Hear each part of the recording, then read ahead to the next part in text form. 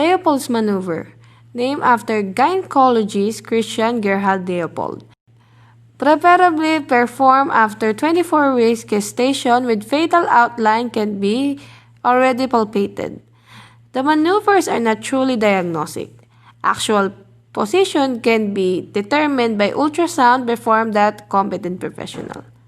Factors that affecting the performance of the maneuvers. Difficult to perform in obese women. Women with diabetes, a condition with excess amniotic fluid accumulates during pregnancy, and women with full bladder.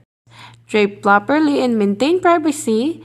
Explain the procedure to the client. Warm hands by rubbing together. Use palm palpation for not the fingers. The purpose of Leopold's maneuver is methods of palpation to determine the presentation and position of the fetus and the location of fetal heart sounds. Materials needed: bed, pillow, and top linen. Number 1, client's age of gestation or AOG. Number 2, urinary bladder fullness. For computing for AOG, example, LMP is February 21. Day of the class clinic is visit. Planning or outcome. To be able to identify fetal presentation, cephalic, breech, or transverse presentation. Prepare the materials needed. Procedures. 1. Identify the correct patient. Number 2. Introduce yourself in the state of purpose of intervention. Number 3. Do hand hygiene. Number 4. Assist client to lie down in bed in a dorsal recumbent position. Woman lie on her back and shoulders raised slightly by a pillow and her knees drop a little. Number 5. Expose the part to be examined, keeping the cover of the other parts. First maneuver. Fundal grip. What lies on the fundus? Number 6. Face the client's head. Number 7. Using both hands, palpate the fundal area. Palpate a soft irregular mass in the upper quadrant of the maternal abdomen. Number 8. This determines the shape, size, mobility, and consistency of what he or she feels.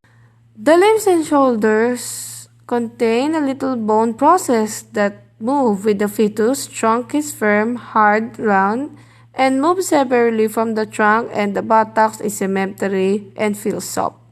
Second maneuver, umbilical grip. What is the fetal back? Number 9. While facing the patient, move the hands to the lateral sides of abdomen. Perform this maneuver by placing the hand on one side of the patient's abdomen while using the left hand to explore the uterus on the right side. Number 10. Repeat this step using the opposite side. Number 11. The fetal back is smooth, firm, and the extremities of the fetus should feel like protrusions and small irregularities. Third maneuver. Pollex grip. What is the inlet? Number 12. Move hands down to the lower pelvic area. Number 13. Palpate the area just above the symphysis pubis to determine the presentating part. Number 14. Grasp the presentation with the thumb and fingers of the right hand.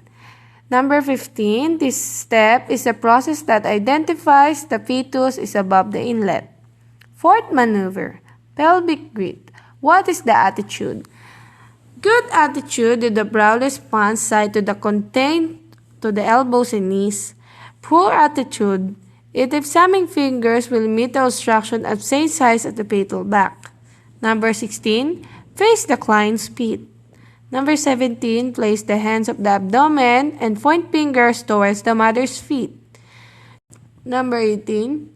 Gently move the fingers of both hands towards the pubis, sliding hands over the slides of the patient's uterus.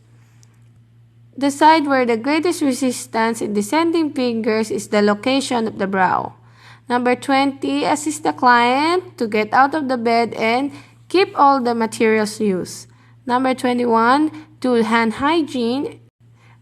Number 22. Record your findings on the client's record and refer.